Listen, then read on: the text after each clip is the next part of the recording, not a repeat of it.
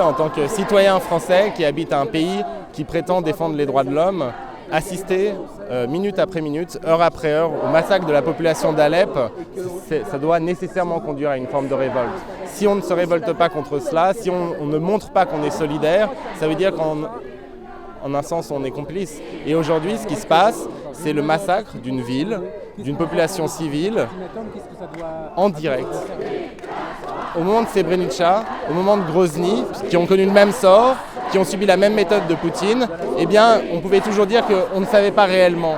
Et là, les nouvelles arrivent sur Twitter, sur Facebook, sur votre fil Twitter, sur votre compte Facebook, en live. Et donc, je pense qu'il faut que chacun se mobilise.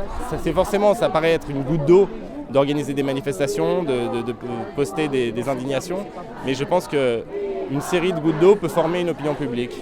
Comment on peut qualifier les actions militaires qui sont en cours par Poutine et par Bachar al-Assad ?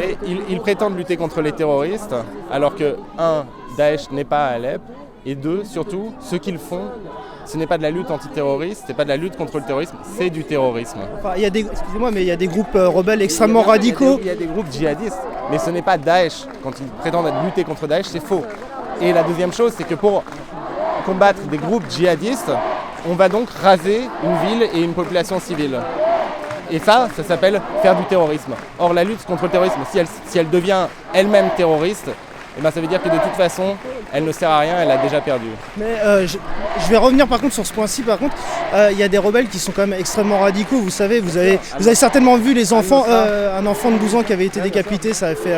Et donc, pour en gros 300 rebelles radicaux qui sont à Alep, qui sont beaucoup moins nombreux que les rebelles de l'armée syrienne libre, on va raser une population, raser une ville et en gros mettre fin à tout espoir possible d'une solution politique. Quand on aura détruit toute la Syrie, qu'est-ce que vous faites ?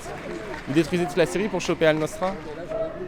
De toute façon, là, il semblerait quand même que les personnes qui veulent un changement de pouvoir ont déjà acté que c'était terminé. Vous avez le maire de Alep. Comment vous pouvez commenter ce renoncement ? C'est pas un renoncement, c'est une défaite. C'est une défaite militaire. Donc voilà, qu'est-ce que vous voulez qu'ils demandent ? La seule chose qu'ils peuvent demander, c'est qu'on sauve les civils aujourd'hui.